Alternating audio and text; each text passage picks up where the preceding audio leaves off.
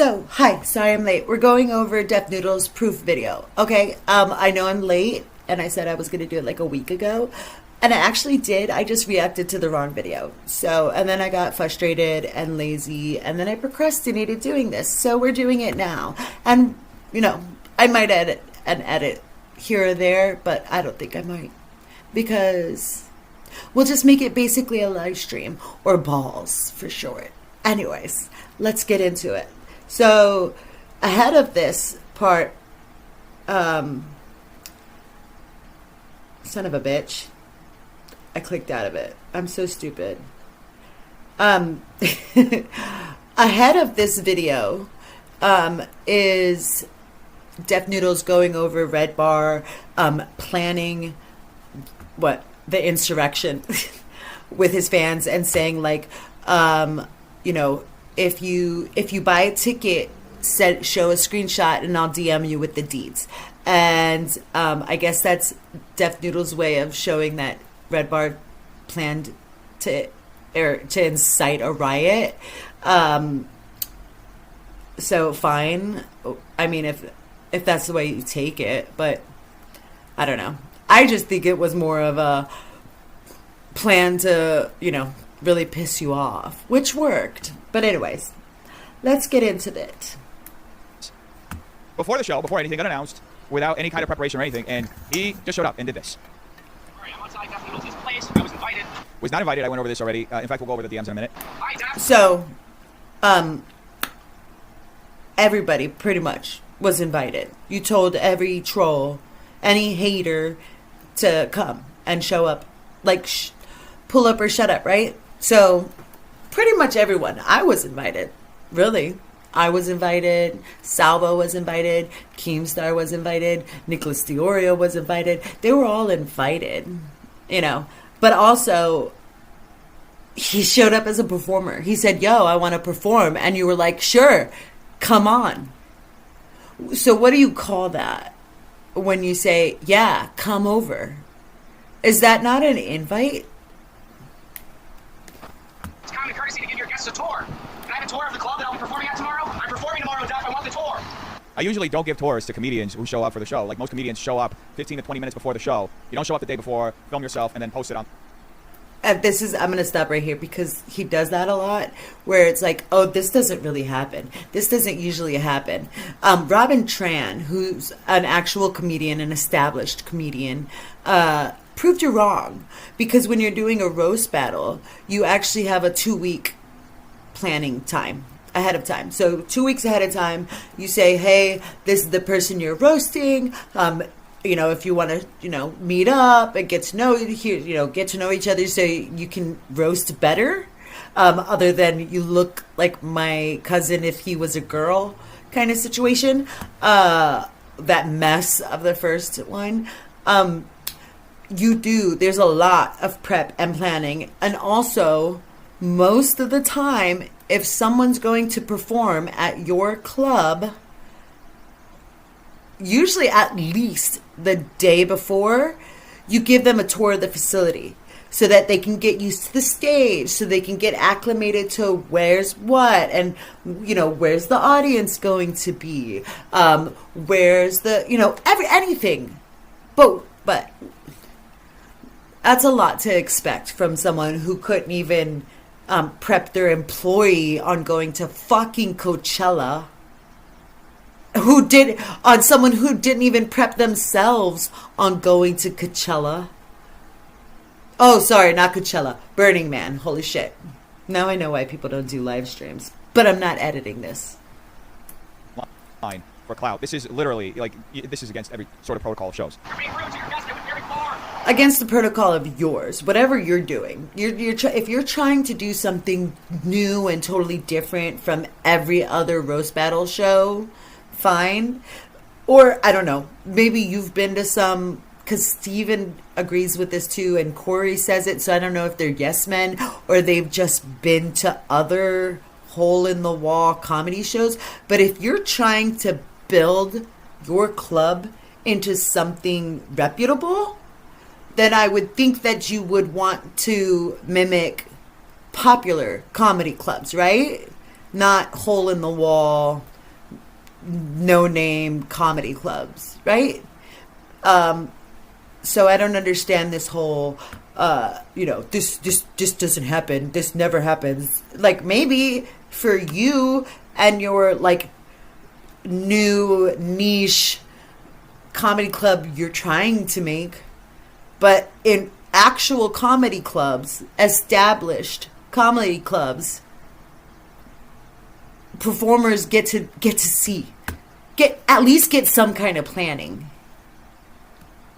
Here, and I have the tour, Duck Noodles. So yeah, he flew over from Ohio. That's wonderful. I mean, I think it's amazing. He was this dedicated to be on our stage. However, it doesn't really justify this kind of behavior. You don't just fly out. I mean, I have people who come all the way. So some folks came all the way over from Arizona. Some folks came over from San Diego. Some putting folks this on from all over the fucking too. country at this point to go watch this show, and they don't do this. So this is not usual behavior. He's very clearly clout chasing. It is usual behavior. Holy shit.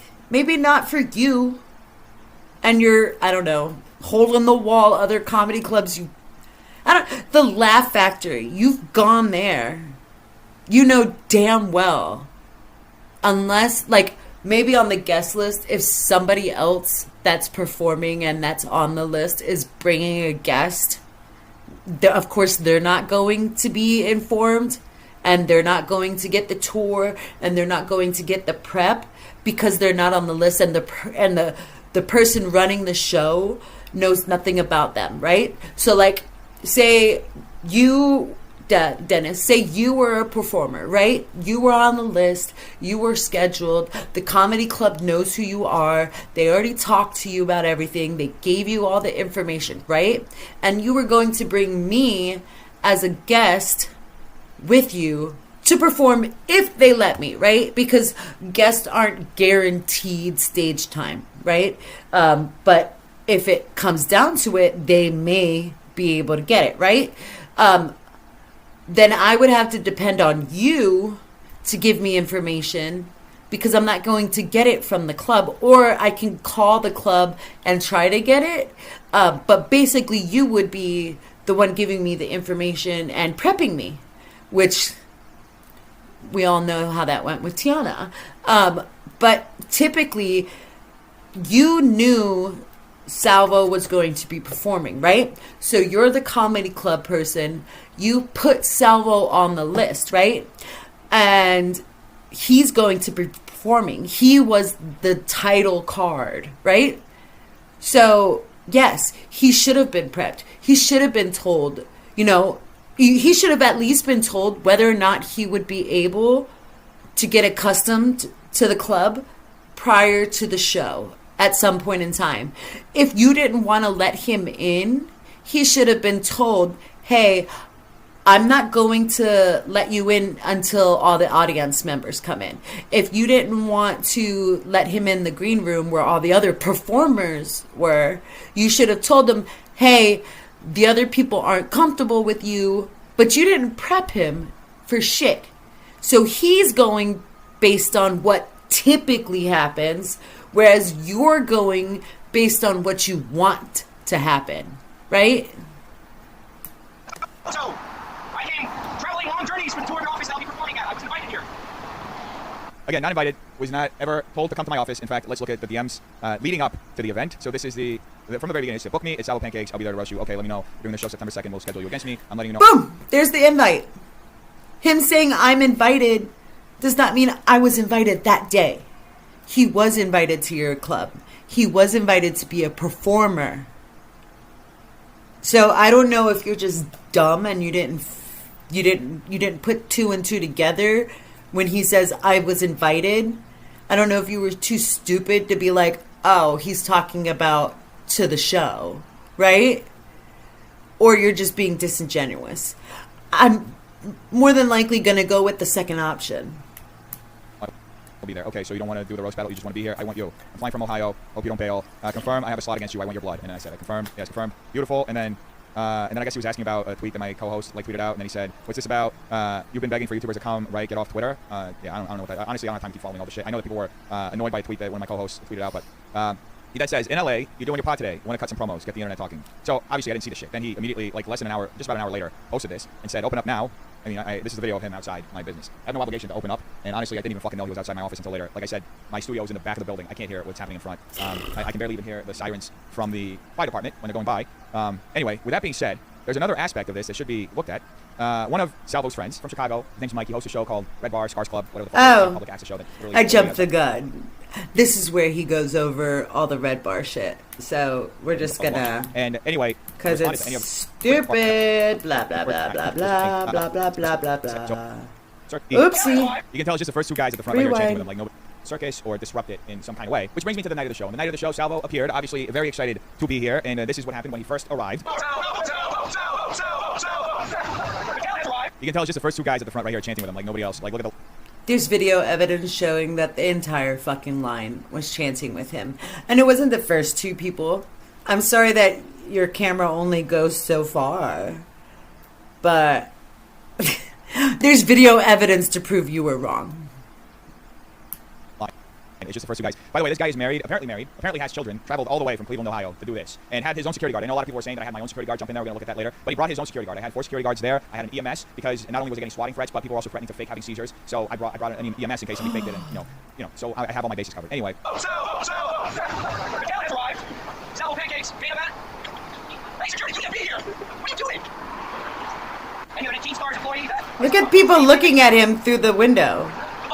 Oh yeah, by the way, he is Keemstar's employee. He works directly for Keemstar. Even though Mike from Red Bar sponsored this, you can go to his Twitter. You'll find several posts where he says he's Keemstar's employee. So, and he said it before. He says he's more like a contractor for Keemstar. For those of you who don't know, folks, I'm suing Keemstar. So I don't think it's any coincidence. With your weird, dumb lawsuit. So the club wasn't open. He's slamming the windows, right? There was something, I didn't put together the guest list. Whoever put it together forgot to put his name on it. So the security guard ends up calling me, and I tell him, okay, just let him in when everybody else comes in. So yeah, now the security guard is calling me to double check that he's like actually able to come in. Anyway, he eventually enters the building and immediately makes his way to the Can we just talk about that slamming? If that's slamming, then every Amazon delivery driver, Uber Eats delivery driver, pizza, anybody that comes to my door is also trying to break in and slamming on stuff. I don't understand. As you can see, everybody seated. Nobody else walked onto the stage. This is definitely not normal behavior. Not only that, he immediately walks or tries to walk into the green room from the stage, which is something that nobody does. As you can see right here, there's something that's a projector. I had something that nobody does.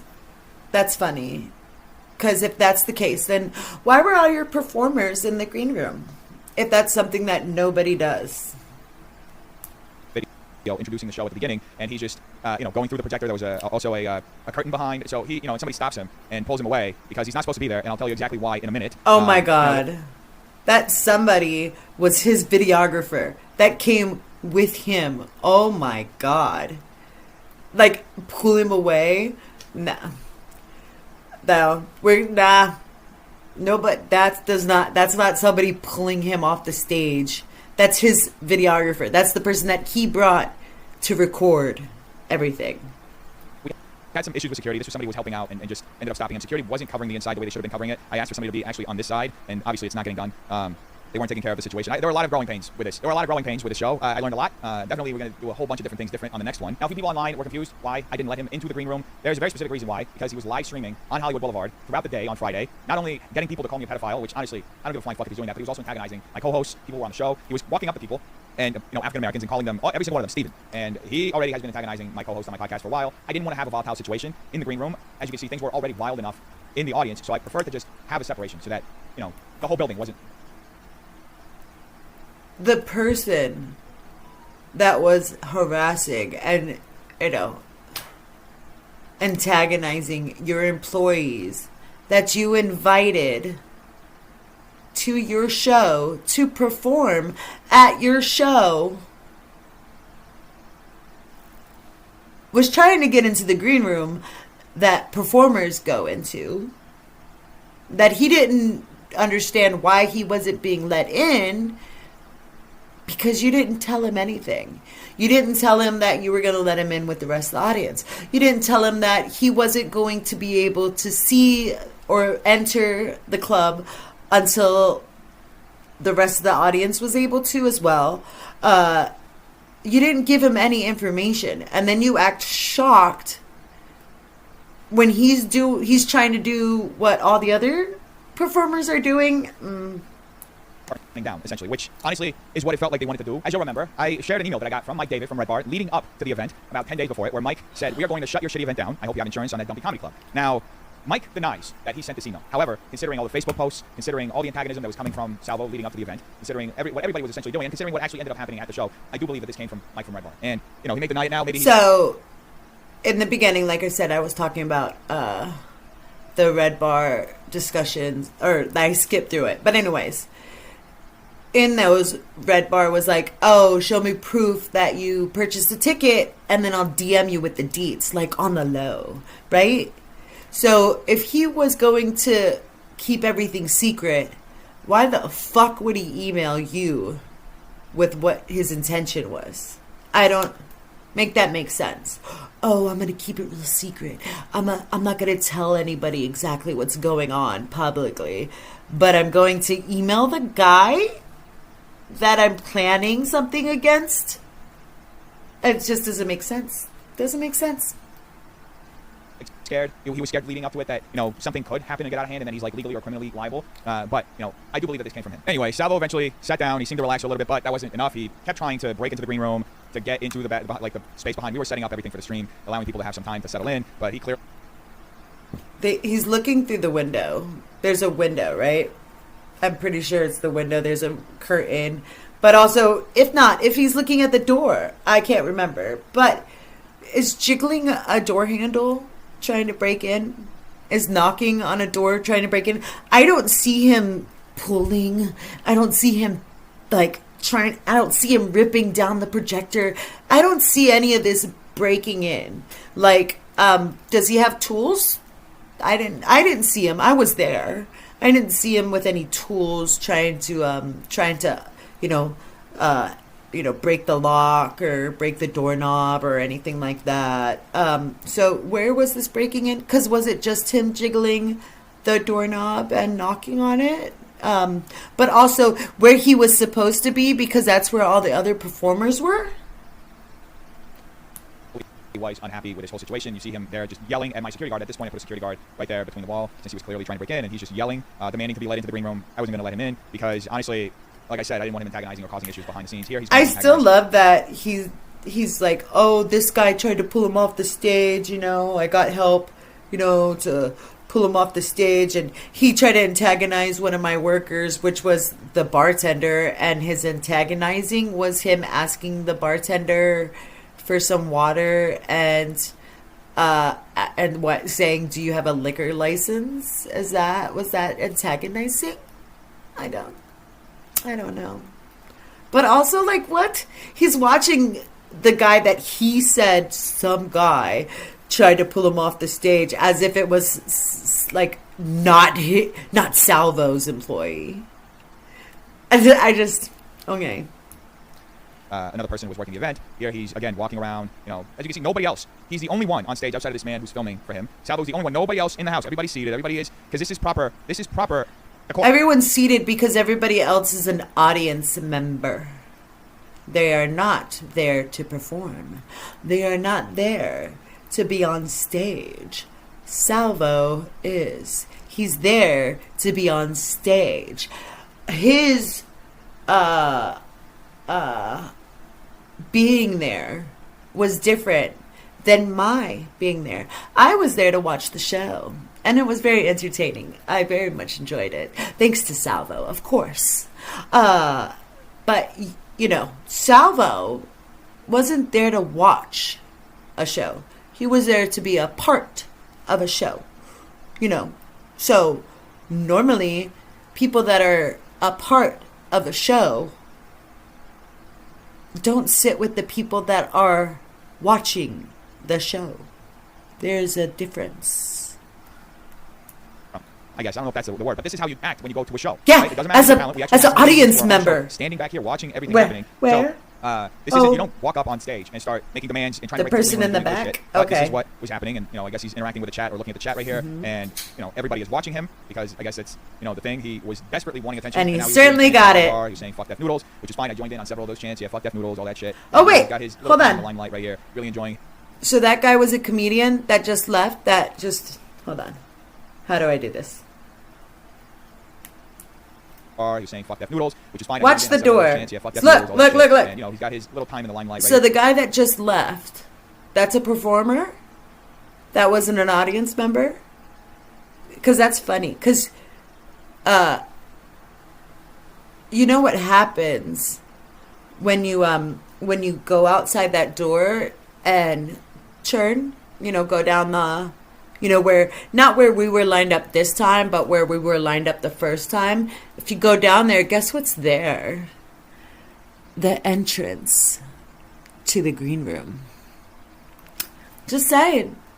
Maybe he left because he was going to the green room because he was a performer, and that's where the performers stood, right?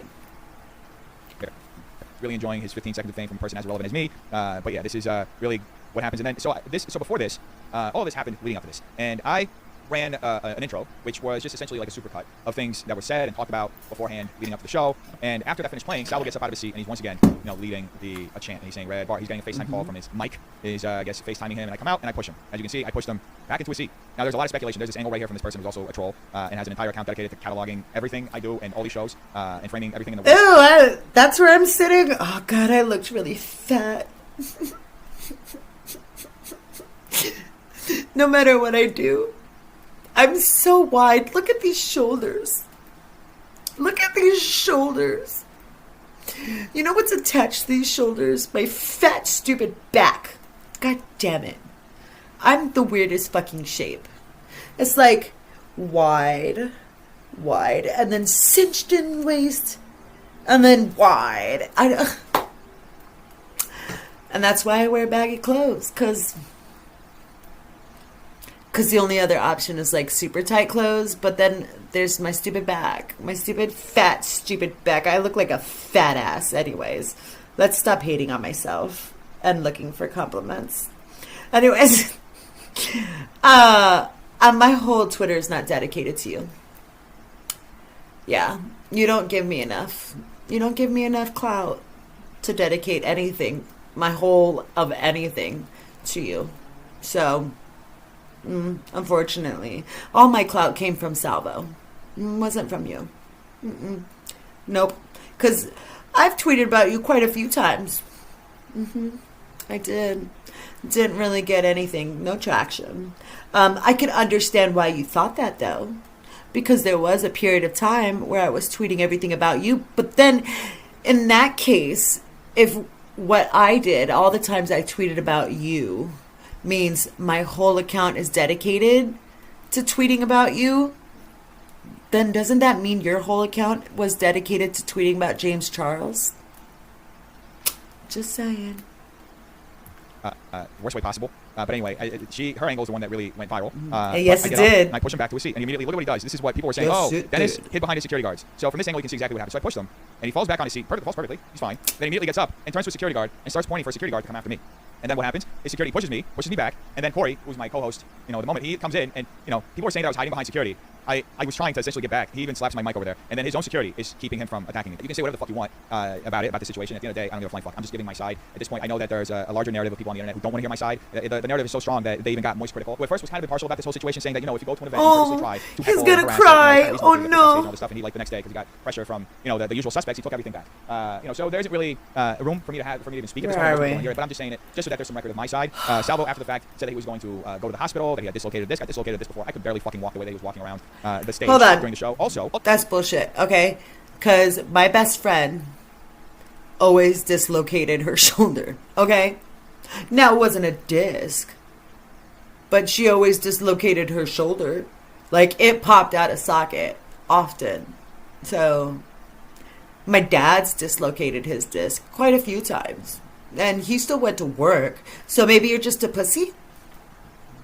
So there's this whole narrative that I silenced Salvo when he was trying to roast me, which he wasn't. He even said he wasn't going to roast me. He said that he had an hour-long monologue. Anyway, I just want to play that back so that if anybody was confused about what actually happened at the roast, this is what happened. He came up to have his moment under the sun, and I was being told by the people around me, including my security, to not give him the mic because it seemed like he had been trying to incite a riot, to incite different things to happen, and I was told to not give him the mic. So I walked around the room and I asked a bunch of different people. I asked the chat if you should get the mic. I was trying to essentially drag out the suspense. This is a fucking show. Like, why would I just give it right away? I had him at the very end because this was the main event. So I wanted to drag it out. We had good viewership on Twitch. It was the most viewed thing I've ever done on Twitch. Because of Salvo. 1,200 viewers just on Twitch, and it was going great. So I was going to drag it out. And if I had a sponsor, I would have done the sponsor right there. And we are going to get a sponsor for the next one. Hopefully, I'm working on that. I eventually gave him the mic, and then this is what happened. Now, this is what we're gonna do. I just want to give Salvo a chance to get everything he's got to get out of his chest. Right? So, yeah, right ahead. You can see I gave him the mic. There are people saying that I never even gave him the mic, so I gave him the mic right there. Also, there's a narrative that I pushed him off stage when he went up to roast me. That never happened. Okay, I pushed him off stage when I walked out and he was on stage. I didn't touch him over here. I gave him the mic. All right, Salvo, what do you think? On three. Fuck that noodles. Fuck. So this is really like this is just sad, bro. Fuck that noodles. Fuck that noodles. Fuck that noodles. Gave him a mic that wasn't even turned on. Did you notice? Hold on. Let me just. I'm sorry, I don't know how to do it any other way but the 10-second. Let's watch. Listen to the difference in the mics. Fuck that noodles. Fuck that noodles. Fuck that noodles. Fuck that noodles. Really? Right when I joined in. Oh, you gave him the mic. Oh, I gave him the mic. It was turned off, but I gave him the mic. My drinks, bitch.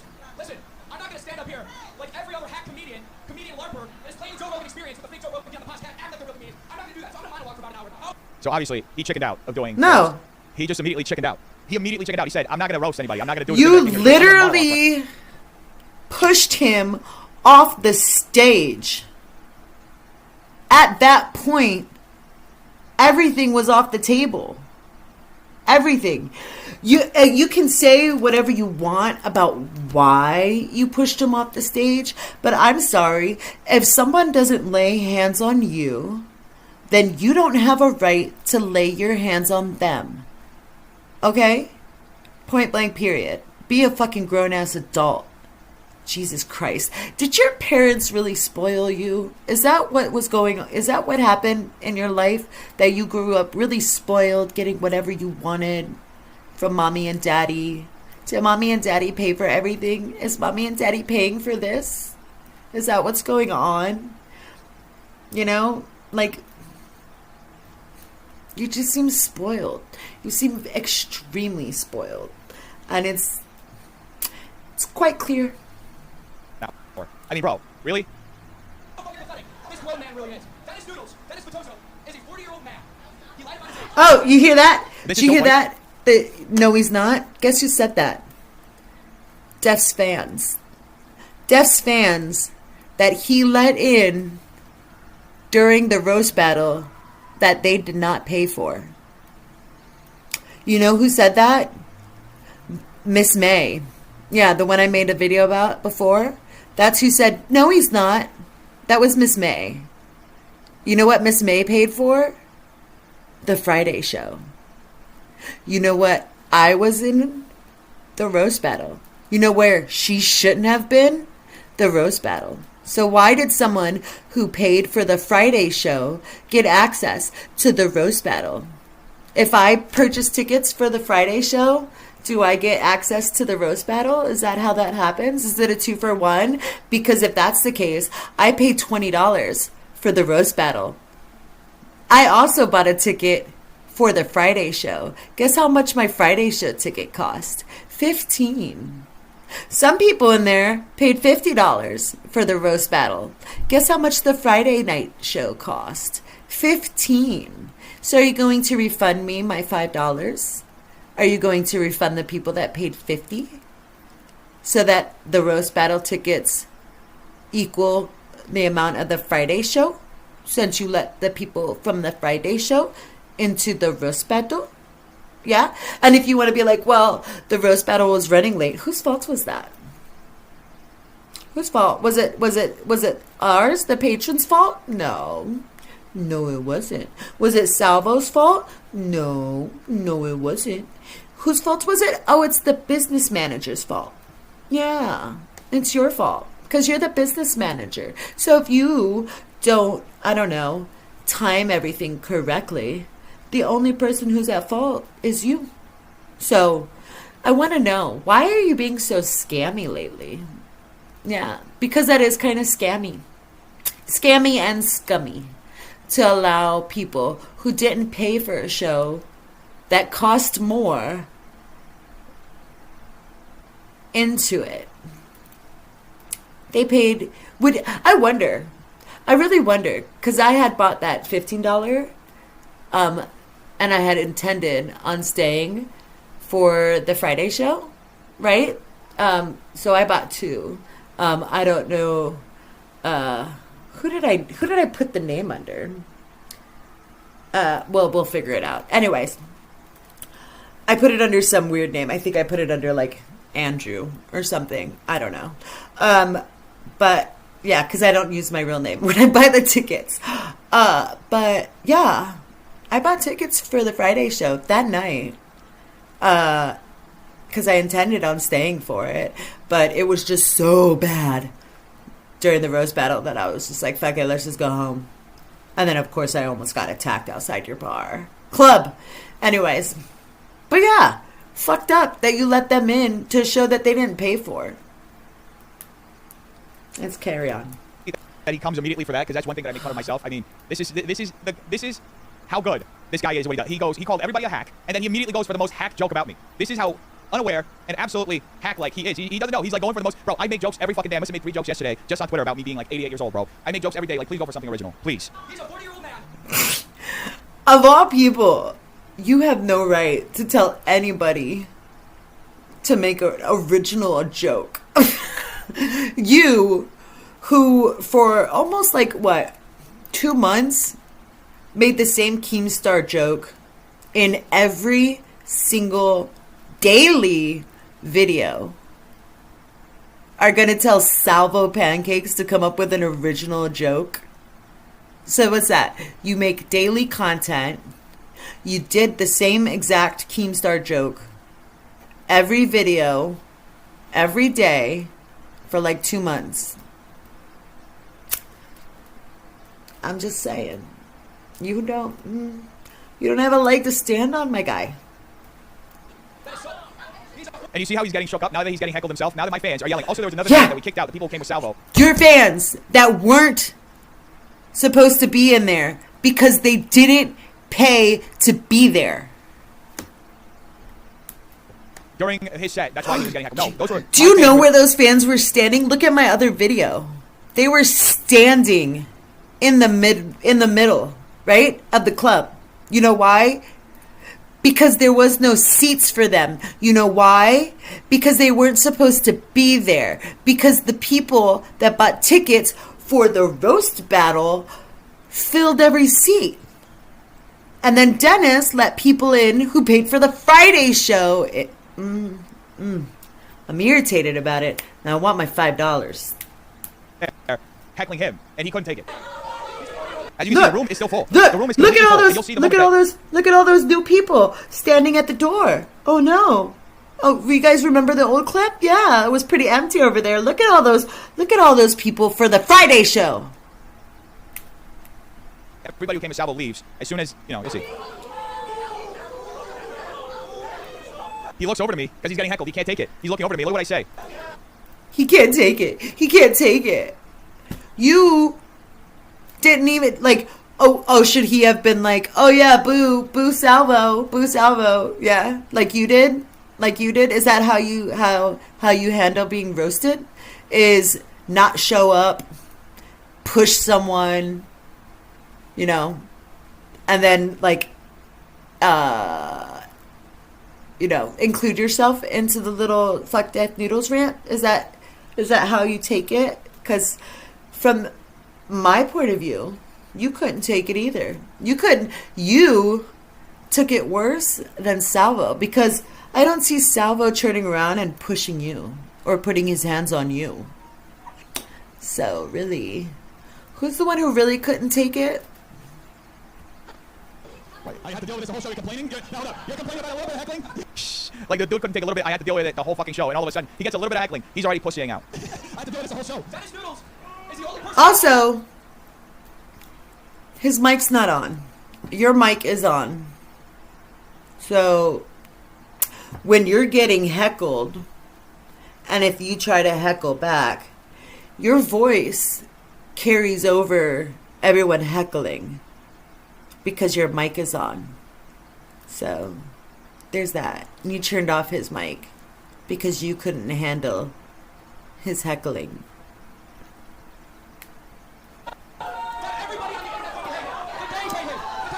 See? It's so fucking funny. Oh, look!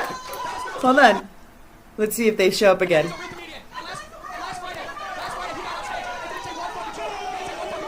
Look! And now you're going to see the exact Did you see moment. the guy that stood up? Let's see. Look!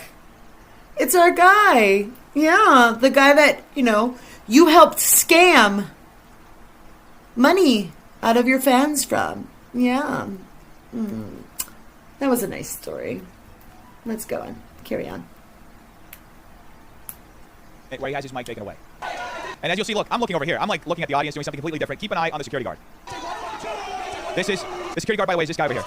Yeah, and your guy, JJJ, told him to take the mic away.